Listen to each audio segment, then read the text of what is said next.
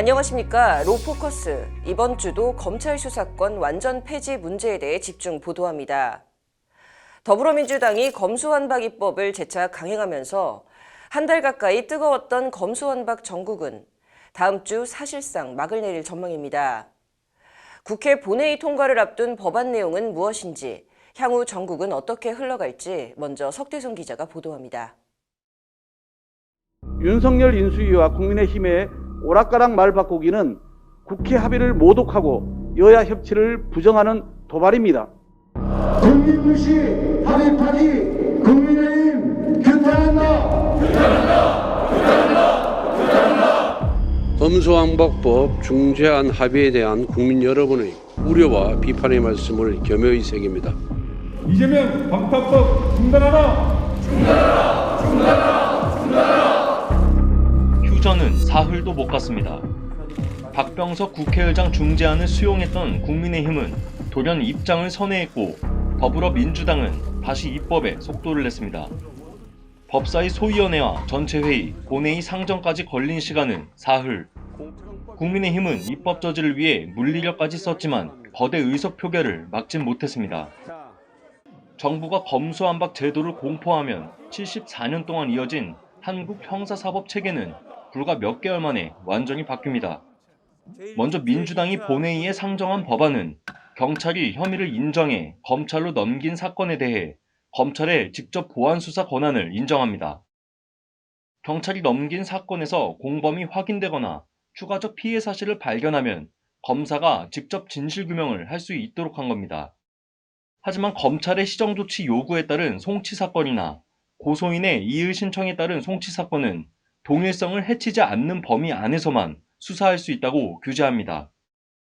아울러 수사를 개시한 검사는 해당 사건을 기소하지 못합니다. 수사한 검사가 기소까지 착수하면 확증 편향에 따라 무리수를 둘 수 있다는 우려를 반영한 조항입니다.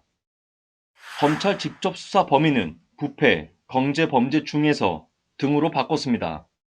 중이라면 두 범죄 범위 안에서만 수사가 가능하고 등으로 바꾸면 대통령 재량으로 다른 범죄도 직접 수사 대상에 넣을 수 있게 됩니다. 하지만 법률이 제한한 부패, 경제 사건 외에 다른 분야로 수사 범위를 넓힐 수 있겠느냐 지적이 다분합니다. 국민의힘이 중재안 파기 주요 이유로 내걸었던 선거 범죄와 관련해선 올해 말까지 검찰이 직접 수사할 수 있도록 예외 조항을 뒀습니다.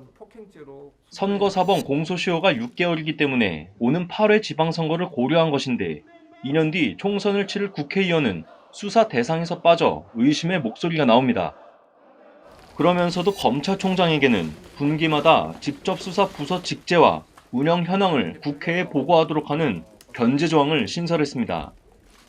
이 같은 실정에 한국형 수사국이라고 내세운 중대범죄수사청은 규모나 운영 방향은 물론 기초 윤곽조차 잡히지 않았고 경찰에는 곧 수사 사건이 쏟아질 예정이라 공권력이 제대로 행사될지 의문입니다.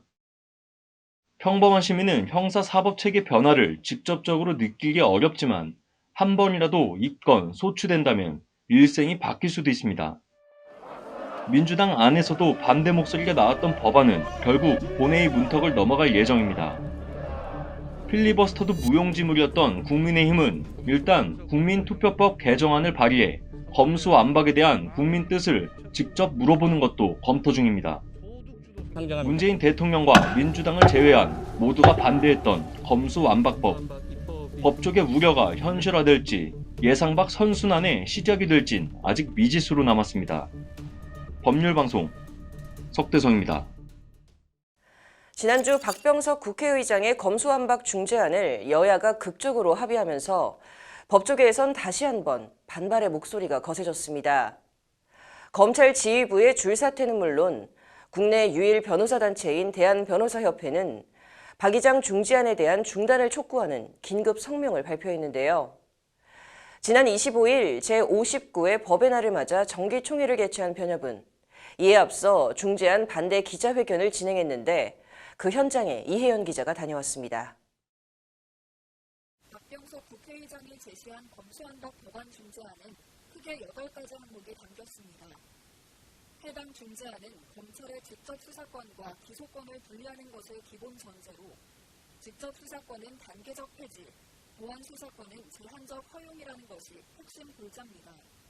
현재 검찰에게 주어진 6대 범죄 수사권 중 검찰이 직접 수사에 나설 수 있는 것을 부패와 경제범죄 2개만 남기자는 조항도 포함됐습니다. 그런데 이조차도 경찰 등 다른 수사기관의 역량이 일정 수준에 이르면 완전히 없애도록 했습니다. 이어 검찰 특수부 6개를 3개로 줄이고 특수부 검사 수도 일정 수준으로 제한해 조직의 규모를 줄이도록 했습니다. 마지막으로 이른바 한국형 FBI로 일컬어지는 중대범죄수사청 구성을 논의하자는 건데 원래 검찰이 다루던 대형 사건을 도맡아 할 기관을 따로 만들자는 겁니다. 지난 22일 여야가 박 의장의 중재안을 전격 합의하면서 국회 극한 대치는 일단 멈췄지만 법조계의 반발 움직임은 한층 더 커졌습니다. 김호수 검찰총장을 비롯해 고검장 정원이 사직서를 내며 소유의 검찰 지휘부 총사퇴라는 사태가 발생했고 변호사 단체들도 잇따라 비판적 입장을 피력했습니다. 대한변호사협회는 검수완박 중재안과 관련해 긴급 성명을 내고 해당 법안의 문제점을 지적했습니다. 이종엽 변협회장은 25일 기자회견을 통해 박 의장 중재안이 검수완박 법안의 문제점을 개선하지 못했다며 조목조목 따졌습니다. 먼저 이 협회장은 중재안에서 첫 번째로 내세운 검찰의 수사 기소 분리와 관련해 실무 내용을 간과했다고 꼬집었습니다.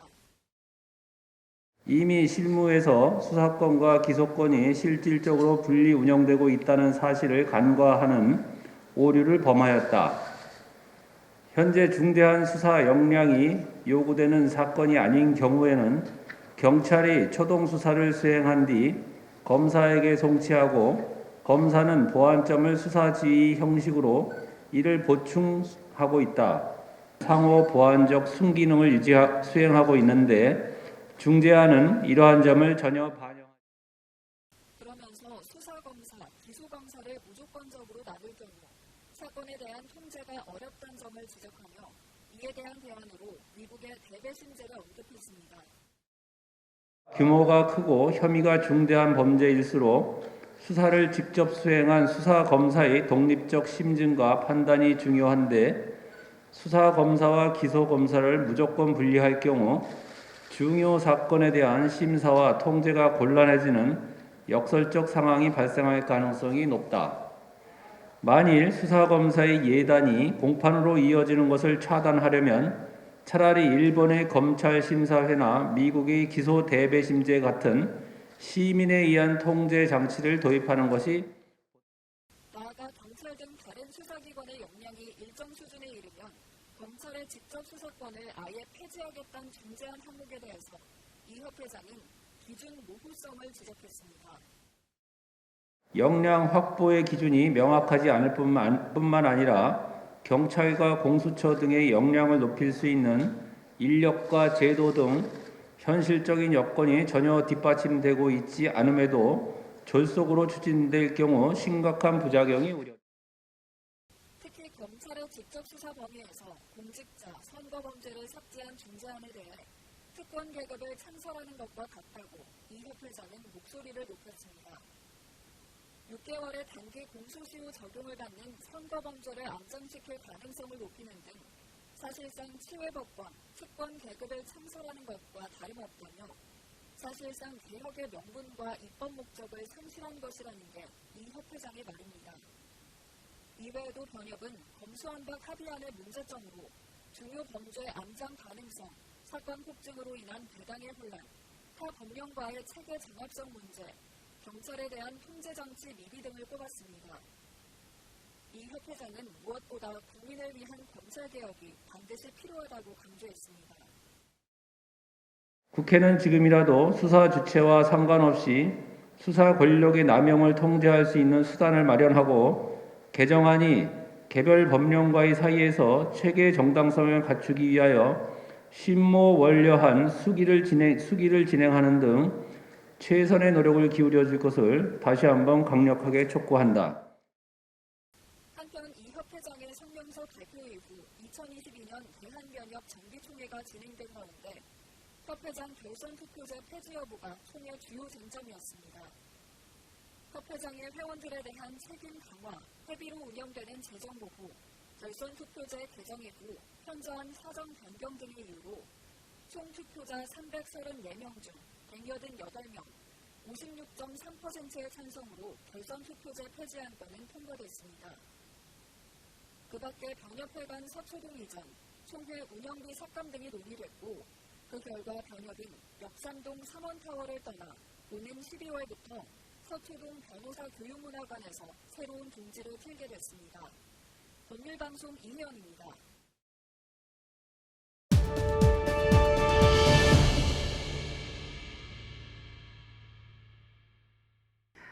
27일 새벽 더불어민주당의 사실상 단독 처리로 검수완박 법안이 법사위 전체 회의를 통과했습니다.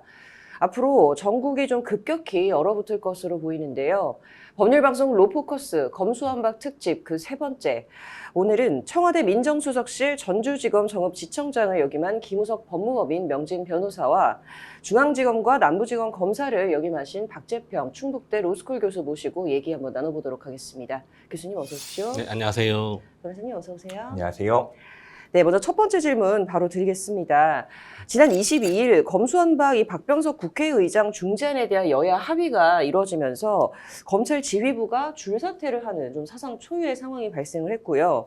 이후 국민의힘이 중재안에서 공직선거나 공직자 범죄와 관련해서 좀 미흡한 부분이 있다라면서 재논의 입장을 전하기도 했었습니다. 그런데 이 과정에서 이제 결국 통과가 된 건데 박 의장 합의안 먼저 좀 이거 어떻게 내용 보시는지 교수님께서 말씀 부탁드릴게요. 네.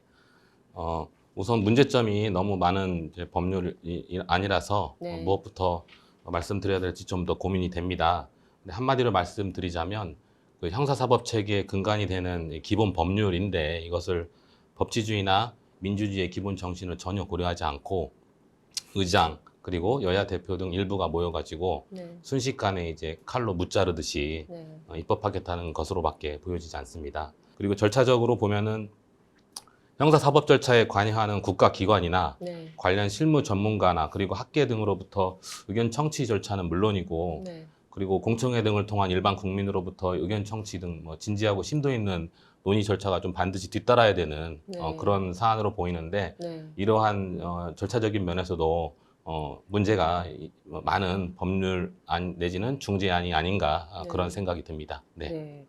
변호사님께서는 어떻게 보세요? 네, 먼저 이제 저도 지금은 검찰을 떠나서 네. 변호사 일을 하고 있습니다만 검찰의 구성원이었었고 네. 또 검찰이 정치적이라고 비판을 받았던 뭐 청와대에 파견 나가 있었던 네. 사람이었었기도 했고 법무부에 근무했었던 사람이기도 한 입장에서 바라보면 네. 일단 이런 검찰개혁 논의가 나오는 게 되게 안타깝고 네. 또 검찰개혁 논의 끝에 이렇게 뭐 검찰의 수사권을 없애겠다라는 주장까지 나오는 거에 대해서 아주 안타깝고 과연 이렇게 해도 되는 것인가 하는 의문이 좀 들긴 합니다. 네. 이게 이제 검찰 개혁 논의가 나오는 가장 근본적인 배경은 정치 검찰에 관한 이야기입니다. 검찰이 정치적이다, 편향성을 가지고 있다, 네 편, 내 편을 구별해서 상대편에 대해서는 가차없이 수사하고 내 편은 봐준다.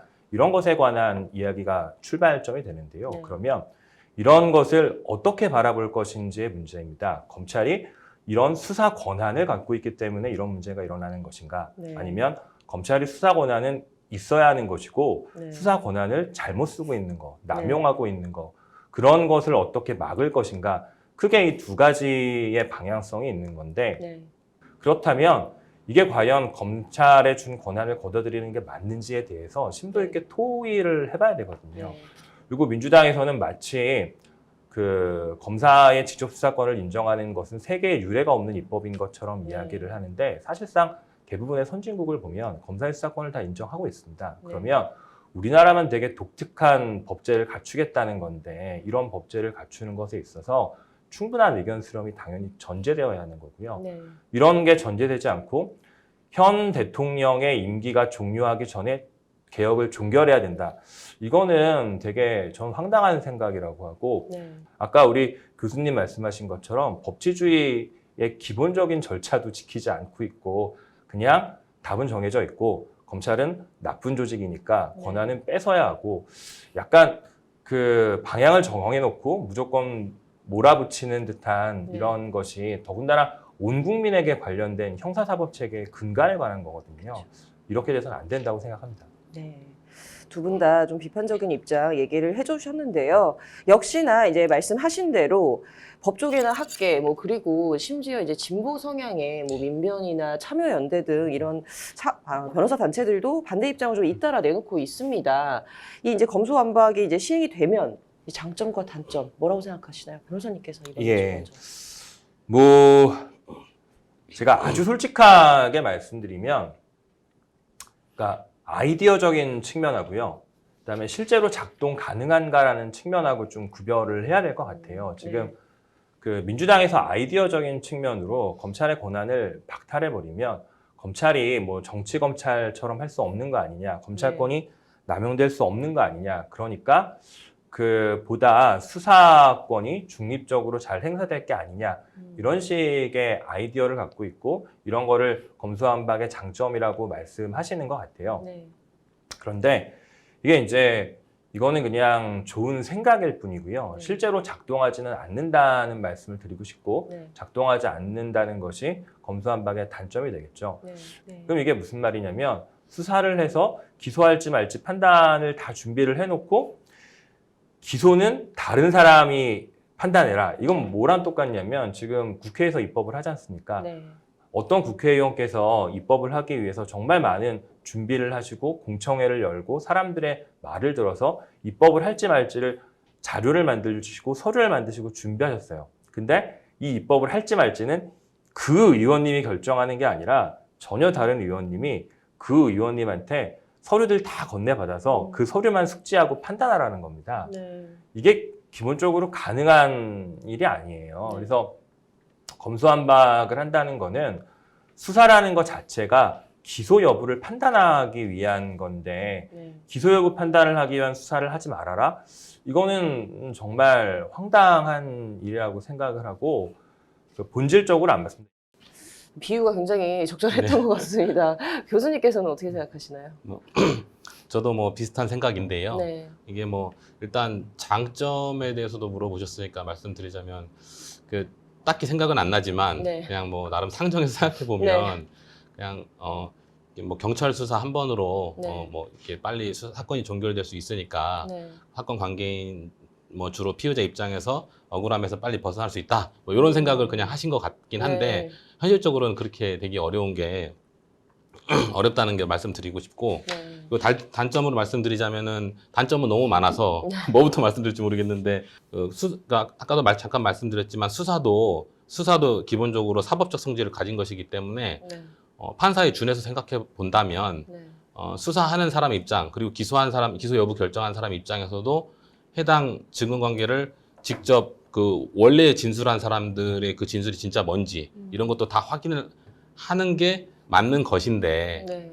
그 기소하고 수사를 아예 분리를 시키겠다는 건 네. 그거와 전혀 역행하는 것이고, 네. 잠깐 아까 변호사님께서 말씀하셨긴 했는데, 그 국제적으로도 보면은 선진 사회에서도 보면은 기소하는 그 수사 기소가 분리가 이게 국제적인 추세가 아니고 오히려 역행하는 추세인 것은 대부분이 다 동의하고 있는 네. 상황인 걸로 보이는데, 네.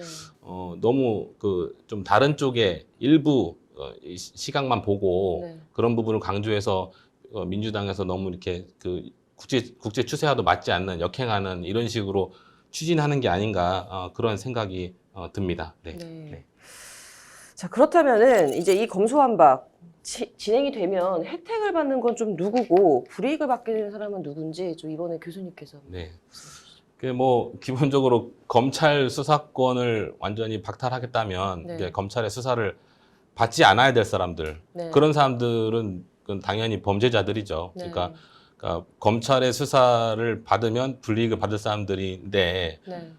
검찰 수사권을 박탈시켰다 그러면 그 수사를 받아야 될 사람들, 다시 말해서 범죄자들이 네. 가장 큰 혜택을 보는 것 같습니다. 그래서 네. 그런 걸 고려하자면 결국에는 검찰 수사를 안 받는 사람들, 네. 받아야 될 사람들인데 안 받는 사람들이 네. 가장 혜택을 보는 사람들인 것이죠. 그리고 네. 이제 그로 인해서 반면 가장 피해를 보는 사람들은 그 사건, 그 형사 사건에서 그 범죄자들로 인해서 피해를 입은 실질적인 피해자들 네. 그 사람들일 수밖에 없는 것 같습니다. 네. 네, 맞는 것 같습니다.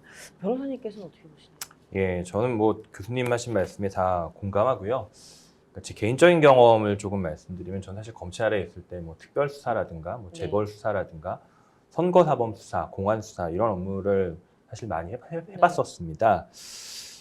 네. 이런 경우에 검찰에서 제대로 수사할 수 없다고 하면 네. 그 부분에 관한 진실은 묻히는 거고요. 네. 진실이 묻히면 가해자, 범죄자는 좋아지는 거고요. 네. 피해자는 억울한 거죠. 그리고 그게 많은 사람들한테 영향을 미치는 금융범죄라든가, 네. 예컨대 은행에서 일어나는 비리, 상장회사에서 일어나는 비리는 그 비리 자체에만 있는 게 아니라 은행에 예금하고 있는 사람들, 상장회사에 수많은 주식을 산 사람들, 그리고 네. 상장회사에 주식을 갖고 있는 연기금들 다 국민 돈이거든요. 이런 면에서 국민들한테 직접적인 피해가 가는 겁니다. 그래서 검수완박이라고 하는 것이 검찰이라고 하는 잘 드는 칼을 제대로 쓸 수 있는 방법을 고민해야 되는 것이지, 이 칼을 아예 없애버리겠다. 우리가 날카로운 회칼 위험하다고 생각하지만 회칼 안 쓰진 않습니다. 네. 이 검수완박은 그런 관점에서 바라봐야 되는 거고요. 네. 근데 검수완박하면 좋아지는 분들은 있겠죠. 앞으로 국회의원들이 비리 저질렀을 경우에 처벌하기 쉽지 않을 겁니다. 네. 고위공직자가 비리 저지른 경우에 처벌하기 쉽지 않을 거예요. 네. 재벌 비리 어려울 겁니다. 우리나라도 다른 나라처럼 그 고위공직자, 재벌, 정치인들 처벌되는 사례가 현저하게 줄어들 겁니다. 그게 국민들이 원하는 건지 살펴야 된다고 생각합니다. 네. 자, 얘기를 하다 보니까 이 시점에서 좀 궁금한 게, 이 수사와 기소 분리가 이제 어떤 의미가 있길래 저희 검경 수사권 조정 1년 만에 왜 현 시점에서 검수완박 논의가 이루어지고 있을까요? 검찰 수사권을 박탈하고자 하는 사람들 입장에서는 네. 이제 검찰에게 여전히 6대 범죄 수사할 수 있는 그런 직접 네. 수사권도 있고, 네. 그리고 경찰을 나름대로 그래도 사법 통제할 수 있는 보안 수사 요구나 뭐 이런 기능들이 있다 보니까 네. 검찰의 수사권 자체, 검찰이 수사권을 보유하는 것 자체를 탐탁치 않게 생각하는 사람들 입장에서는 이것도 불만이 있었던 것 같아요. 네. 근데 결국에는 없애는 범죄 중에 보면 공직자 범죄, 네. 선거 범죄 이런 부분들이 이렇게 삭제가 되는 네. 부분들이 있더라고요. 네. 그래서 그러니까 이 그러니까 선거 범죄 같은 경우는 지금 이제 법안을 추진하시는 분들이 네. 일단 대상이 될 여지가 좀 큰 것들이고, 네.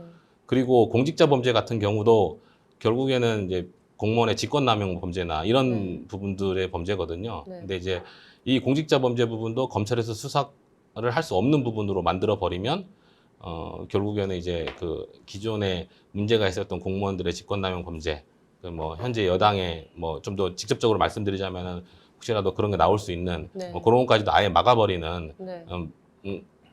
결과가 되니까, 네. 그걸 이제 최근에 이제 이렇게 입법안이 되는 걸 보니까 이런 의도가 정말로 있었던 게 아닌가라는 생각이 저는 강하게 이제 드는 것입니다. 네. 네. 변호사님께서는 어떻게 생각하세요? 예, 제가 아까 서두에서 말씀드렸던 것처럼 수사와 기소는 본질적으로 분리될 수 있는 영역이 아닙니다. 네. 생각으로는 수사랑 기소가 말이 다르니까 네. 분리될 수 있는 것처럼 할 수 있죠. 그런데 분리할 수가 없는 겁니다.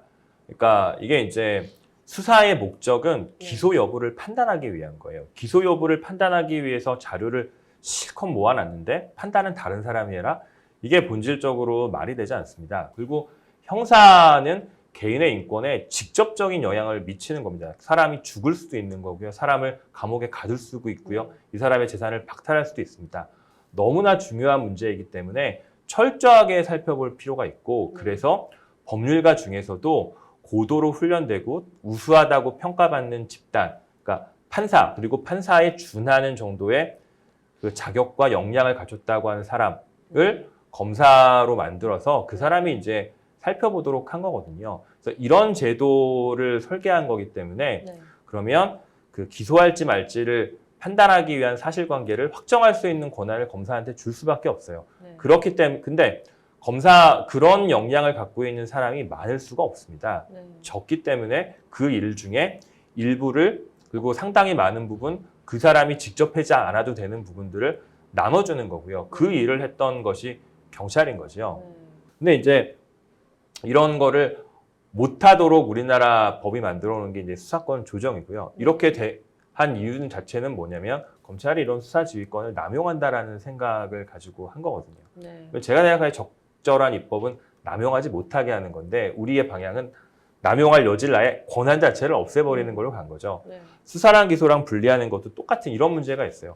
자기가 처음부터 수사를 하면 이 사람을 처벌해야 되겠다는 의지가 강력하기 때문에 네. 적당한 적절하게 중립적인 판단을 하지 못하고 편향적인 시각을 가니까 분리하자. 네. 이런 입장인데요. 그건 이제 편향되게 가지 못하도록 하는 다른 장치를 만들어서 해결해야 될 영역인 것이지 수사랑 기소랑 분리한다는 건 사실 말이 안 돼요. 만약에 예컨대 이런 문제가 있습니다. 예컨대 뭐 삼성 사건이라든가 최순실 사건이라든가 이런 경우에 수사 기록이 몇십만 페이지 되거든요. 네. 이거 수사 안 한 사람이 그것만 그 서류만 보고 판단을 한다고요? 말이 안 돼요. 이거는 생각은 할 수 있죠. 하면 되는 거 아니야? 근데 가능하지 않습니다. 저 같은 경우에 제가 하루에 뭐 솔직히 뭐 한 2-3시간만 자고 열심히 일하고 열심히 공부하고 열심히 운동하고 사람 만나고 싶거든요. 안 됩니다. 네. 생각하는 거하고요. 실제로 작동 가능한 거랑 다른 거예요. 이거는 생각은 이렇게 할 수 있지만 현실성이 전혀 없습니다. 네. 이게 어떻게 보면은 이 검수완박이라는 게 계속해서 지금 뭐 요구받고 있는 검찰 개혁의 일환이 아닌가 싶은데요. 검찰 개혁 핵심 뭐라고 보세요? 일단 검찰 이런 상황을 이제 검찰 개혁의 일환이라기보다는 그냥 이제 검찰청 폐지가 그 본 모습이 아닌가라는 네. 강한 의심이 좀 네. 드는 게 사실입니다. 그래서 제가 생각하는 검찰 개혁의 핵심은 그 수사 공정성이 의심되는 일부 사건들이 여지가 있다면 네. 그거를 제도적으로 막을 수 있는 방법을 고민을 해야죠. 네. 가령 예를 들어서 뭐 내부적으로는 그러니까 외부적으로 통제 방식이 있을 것 같고 아니면 내부적으로도 통제 방식이 있겠지만 내부적으로는 먼저 이제 이제 검찰청 수사 분위기도 네. 좀 수평적으로 좀 바뀌어야 될 것 같은데 이거를 단순히 문화를 바꿔라 이렇게 하면 안 되는 것이고 네. 제도적으로 주인 검사가 의견을 좀 자유롭게 개진하고 결제 라인에 있는 뭐 부장 검사님이나 차장 검사님이나 뭐 검사장님이나 이런 분들이 독립적인 어느 정도 서로의 의견을 설득하고 이런 과정을 네. 통해서 정말 가장 올바른 결론을 내리는 그런 방식으로 내부적으로 그런 제도를 마련을 해야 되겠다. 이런 고민을 조금 더 해보는 게 맞다고 생각이 들고요. 네. 그리고 외부 통제 방식으로는 검찰 수사권 이거를 기소할지 불기소할지에 대한 그거에 대해서 의심을 살 수 있겠다. 이런 생각이 들면 외부의 뭐 검찰 수사 결정하는 데 도움을 줄 수 있는 네. 뭐 민간이 참여한다든지 전문가가 참여한다든지 이런 제도를 좀 실질화하는 네. 그러니까 현재도 그런 제도가 좀 일부 있긴 합니다만 네. 그걸 실질화하는 뭐 가령 뭐 그 결정의 기속력을 조금 더 뭐 좀 주는 방안을 뭐 고민해 본다든지 네. 이런 식으로 좀 검찰 개혁을 추진하는 게 맞지 않나라고 네. 저는 생각을 합니다. 네. 네. 변호사님께서 보시는 검찰 개혁 핵심 뭐가 있을까요? 제가 생각하기에 지금의 방식, 검찰에서 권한을 없애고 이 권한을 경찰이나 공수처나 중수청이나 이런 곳에 나눠줬을 때 그러면 경찰과 공수처와 중수청은 지금의 검찰이 갖고 있는 문제점 같은 것이 드러나지 않을 것인가? 네. 저는 똑같이 드러날 거라고 생각합니다. 네. 이것은 권한의 문제가 아니라 권한을 어떻게 쓰는지의 문제이거든요. 네. 그래서 이 권한을 잘 쓸 수 있도록 제도적으로 뒷받침해 주는 것이 진짜 개혁인 것이지 이 권한 자체를 없애는 건 아니에요. 지금 법원이 중립적이고 독립적으로 재판하는 것처럼 검찰도 중립적으로 독립적으로 재판할 수 있도록 인사나 예산이나 조직에서 독립성을 확보해 주어야 하는 거고요. 그리고 검사가 공명심에 수사를 해가지고 잘못된 결과를 초래할 수가 당연히 그런 위험성이 있지요. 네. 그러면 검사의 수사에 대해서 수사 결과에 대해서 냉정하게 책임을 물어야 됩니다. 이거 책임을 물으려면 법원의 재판이 신속하게 진행이 돼야 돼요. 네. 무슨 말이냐면 되게 많은 검사들, 뭐 소위 뭐 정치검사라는 비판받는 사람들, 뭐 이런 사람들 중에 이렇게 생각하는 사람들이 있습니다. 내가 지금 기소해놔도 이거 대법원에서 확정되려면 5년 걸려. 5년 걸리면 이 사건 누가 기억해? 나 그 사이에 그냥 끝나는 거야. 이렇게 생각하면서 책임 안 지고 자기가 부적절한 기소를 해놓은 거에 대해서 그거에 대해서 인사로 평가받고 자기는 아무 책임도 안 지고 이런 식의 구조가 지금 가능한 거거든요. 이런 구조를 없앨 수 있도록 법원에서도 이렇게 사회적 이목이 집중된다든가 정치적이라는 평양성이라는 비판이 나온다든가 이런 사건은 법원도 신속하게 재판을 종결하고 그 재판 결과에 따라서 그 수사를 담당했던 수사팀, 주임검사, 부장검사, 차장검사, 검사장 엄격한 책임을 묻는 제도를 갖춰야 합니다. 그리고 정치권이 인사를 통해서 검찰이 권한을 행사하는 게 아니라 정치권이 권한을 행사한 거고 이게 정치 검찰의 본질입니다. 마치 검찰이 일부러 이상한 검찰은 국가기관이고요. 여기는 그냥 기관입니다. 기관. 이 기관을 어떻게 움직이는 건지는 기관의 권한을 행사하는 사람인 거고요. 이 사람을 누구로 쓸 것인지는 정치권이 결정하고 있습니다. 이 구조를 어떻게 정리할 것인가, 검찰의 인사를 정말로 잘할 수 있는 사람으로 어떻게 인사를 할 것인가, 그래서 제대로 권한을 행사하고 권한을 행사한 것에 대해서 엄격한 책임을 묻는 시스템을 어떻게 갖춰갈 것인가, 이게 검찰개혁의 저는 본질이라고 생각합니다. 네. 자, 오늘 질문은 여기까지고요. 뭐 마지막으로 하고 싶은 말씀 있으시다면 교수님부터. 네. 저는 이 말씀 드리고 싶습니다. 그러니까 이게 오직 다수의 지지를 받기만 하면 누구라도 집권할 수 있고 어떤 정치적인 방향도 채택하고 실현할 수 있는 결론에 도달하게 되면 민주주의가 민주적 방법에 의해서 파괴될 위험성도 있는 것이다. 지금 이런 내용이 이미 그 독일의 나치 아시죠? 네. 독일의 나치가 국민 다수의 지지를 얻어가지고 선거로 집권을 해서 그 바이마르의 민주주의를 붕괴시켰던 사례를 기초로 해서 나왔던 방어적 민주주의라는 그런 개념에서 나왔던 걸 제가 말씀드린 겁니다. 지금 국회 다수 의석을 차지하고 있는 분들이 지금 선거를 국민 다수의 지지를 받은 것처럼 생각을 하고 입법적으로 이렇게 우리가 무조건 행사해서 검찰 수사권도 박탈시킬 수 있다. 민주주의나 법치주의 이런 거 전혀 고려하지 않고 이렇게 할 수 있다라고 하는 것은 이런 바이마르 그 민주주의가 무너지고 나치가 등장했던 이런 거를 한 번 더 생각을 해보면서 다시 한번 좀 이성적으로 좀 판단을 했으면 하는 게 제 바람이고 이 말씀으로 좀 마지막 말씀 드리고 싶습니다. 네. 변호사님께서 마지막. 예, 먼저 저는 이제 검찰에서 이제 부장검사를 하다가 이제 퇴임을 했던 사람인데요. 검찰 구성원이었던 사람으로서 지금의 이런 논의를 보면 무엇보다 되게 안타깝고요. 또 국민들께 송구하고요. 그리고 좀 부끄럽고요.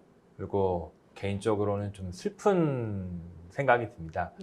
되게 사랑하고 아꼈던 친정 조직인데 조직이 되게 무너지는 것 같아서 되게 제 마음도 좀 아프고요. 그런데 이제 뭐 검찰이 그 아무 잘못이 없었으면 이런 문제가 나왔을 거라고는 생각하지 않습니다. 검찰이 잘못이 있는 건 맞을 거고요. 그럼 이 잘못되어 있는 것들 올바르게 개혁하는 건 맞을 겁니다. 그렇다면 개혁이 필요한 건 맞다고 볼 것이고 개혁을 어떻게 할 것인가가 중요한 건데요. 이건 뭐냐면은 어떤 방향을 잡는지 결정하는 영역입니다. 이게 제가 왜 이 말씀을 드리냐면 결정하는 순간이라는 말씀을 좀 드리고 싶어요. 제가 오늘 그러니까 앵커님께서 저한테 연락을 주셔서 이 대담에 나오겠느냐라고 물어보셨을 때 제가 그때 결정을 했기 때문에 그 결정한 후에 이 대담을 위해 좀 준비를 하고 오늘 여기 와서 이 자리에 앉아 있고 제 앞으로 인생에서 이렇게 대담을 했다는 건 기억에 남을 겁니다. 지금 검찰 개혁이라고 하는 결정의 순간입니다. 어떻게 결정하는지에 따라서 향후에 상당히 많은 시간 동안 전 국민에게 그 영향이 미쳐지는 겁니다. 이 중요한 결정의 순간입니다. 흥분해서는 안 되고요. 그리고 당리당략적으로 판단해서도 안 될 겁니다. 이 중요한 결정을 하는데 현 정부 내에서 마무리하겠다라고 하는 시한을 두는 것도 저는 아닌 것 같고요. 과연 검찰의 권한을 없애면 해결되는 문제인가, 이런 부분도 깊이 고민해 봐야 한다고 생각합니다. 검찰의 권한이 문제가 아니라 권한을 잘못 쓰는 것의 문제입니다. 권한을 올바르게 쓸 수 있는 방법을 찾아주는 게 진짜 개혁이라고 생각합니다.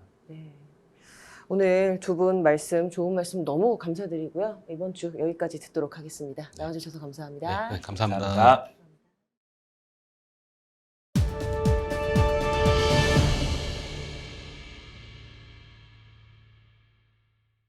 여야 검수완박 중재안 합의로 인해 사상 초유의 검찰 지휘부 공백 사태가 벌어졌습니다. 그럼에도 더불어민주당은 검수완박 법안을 계속해서 밀어붙이고 있는 상황인데요. 이에 대검찰청은 긴급 기자회견을 자청해 검수완박을 저지할 대한민국 최고법인 헌법의 판단을 받겠다는 최후의 카드를 꺼내들었습니다. 다시 긴박하게 돌아가는 전국, 윤석열 당선인은 어떤 돌파구를 고심하고 있을까요? 기자회견에서 나온 대검의 발언들과 윤 당선인의 입장 등을 김혜인 기자가 보도합니다. 27일 자정을 넘긴 새벽, 검수완박 법안은 더불어민주당의 사실상 단독적 움직임으로 7분 만에 국회 법제사법위원회를 통과했습니다. 검찰청법 일부 개정 법률안 대안은 통과됐음을 선언합니다. 일부 개정 법률안 대안 통과됐음을 선포합니다. 상임위 관문을 넘어 이제 본회의 표결만 앞두게 된 검수완박. 법안 통과 직후 대검찰청은 기자회견을 자청하고 검수완박을 막아낼 마지막 수단으로 헌법을 택했습니다. 어제 자정 무렵에 지금 검수완박 법안, 형사소송법 및 검찰청법 개정안이 국회 법제사법위원회를 전체 회의를 10분도 채 되지 않아 통과하였습니다. 검찰이 수사를 못하도록 하고 검사의 기소권을 제한하는 것은 내용상 위헌 소지가 있음이 명백합니다. 미리 결론을 내려놓고 하루아침에 다수결로 강행 통과시킨 것은 절차상으로도 심각한 위헌 소지가 있습니다. 그러면서 검찰은 법안이 통과되면 헌법쟁송 준비를 할 것이라며 이미 면밀한 준비를 하고 있음을 밝혔습니다. 먼저 헌법재판소 판단을 받기 위해 대검은 권한쟁의 심판 청구팀과 효력정지 가처분 신청팀을 꾸렸습니다. 권한쟁의 심판이란 국가기관 간 권한 다툼이 있을 때 이를 헌법재판소에서 가리는 절차로 청구 사유가 있음을 안 날부터 60일 이내에 청구해야 합니다. 또한 헌재가 선고할 때까지 피청구인 처분의 효력이 정지되는 결정도 가능합니다. 이에 따라 검수완박 법안이 본회의를 통과하면 검찰은 60일 안에 권한쟁의 심판을 청구해야 합니다. 아울러 검찰이 공표한 대로 효력정지 가처분을 신청하고 헌재가 이를 받아들일 시 검수완박 법안의 위헌 여부 판결이 나올 때까지 법안 효력은 일시정지되게 됩니다. 박 차장은 국민을 대표하는 헌법기관인 의원들께서는 이 법안 자체의 위헌성뿐만 아니라 헌법과 국회법에 정한 절차 위반 문제, 국민적 공감대 부재 등 문제점을 다시 살피셔서 심사숙고해 결정해달라고 호소했습니다. 사실상 검찰이 띄우는 마지막 승부수에 대해 법조계에선 위헌 판결이 나더라도 검수완박 법안 무효에는 영향을 미치기 힘들 것이라고 내다봤습니다. 법률 제정행위 내진 개정행위가 권한쟁의 심판의 대상이 되는 경우도 꽤 있었습니다. 특히 이제 입법 절차상 하자가 문제가 된 경우에 그 국회의원의 법률안 심의 표결권 침해를 인정한 경우가 꽤 많았어요. 그럼에도 불구하고 어떤 국회의장의 법률안 가결 선포 행위에 대해서는 지금까지 이제 무효 확인을 해준 적이 없어요. 다만 위헌 판단이 나오는 것 자체로 민주당의 입법 독주를 막을 수 있을 것이라고 내다봤습니다. 장담하기는 어렵습니다만 적어도 이 명백한 절차적인 하자에 대해서라도 만약 위헌성을 인정해준다면 뭐 그런 날치기 입법을 감행한 민주당에게는 굉장히 정치적인 타격이 크게 될 것이고요. 입법 독주를 하고 있는데 그런 행위를 다시는 못하게 되겠죠.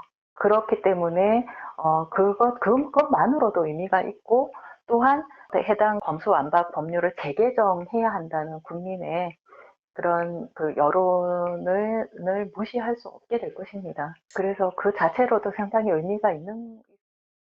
나아가 일반적 권한쟁의 심판재판 기간을 감안하면 윤석열 당선인이 취임한 뒤 본안 판단이 나올 가능성이 크다는 게 법조계 관측입니다. 이런 가운데 윤당선인은 검수완박 법안과 관련해 국회일은 국회에서 대응할 것이라는 중립적 답변을 내놓은 지 반나절 만에 국민투표라는 방안을 들고 나왔습니다. 다가올 6월 1일 지방선거 때 국민투표에 붙이는 방안을 추진하겠다는 겁니다. 슈퍼여당인 민주당의 강행 처리에 마땅히 저지할 방안이 없는 현 상황에 국민의 의견을 발판 삼아 보겠다는 뜻으로 풀이됩니다. 법률방송 김혜인입니다. 법률방송 로포커스, 이번 주 역시도 검수완박 특집 보도해드렸습니다. 국회는 지난주 박병석 국회의장 중재안에 합의하면서 갈등을 매듭짓는 모양새였지만 법사위 강행 처리로 다시 강대강 대치 국면을 이어가고 있는데요. 지난 27일 박 의장은 본회의를 열어 기어코 법안 처리에 나섰고 결국 윤석열 당선인 측이 국민투표라는 방안을 들고 나왔습니다. 검수완박, 74년간 지속돼 온 형사사법 체계의 근간을 바꾸는 일입니다. 민주당은 여론 수렴 절차까지 내팽개치면서 무리하게 추진하는 이유가 대체 어디에 있는 걸까요? 이제라도 국가의 주인인 국민의 말에 귀 기울이는 게 혼란스러운 현 전국 상황을 해결하는 일일 것입니다. 로포커스 여기서 마치도록 하겠습니다. 시청해주셔서 고맙습니다.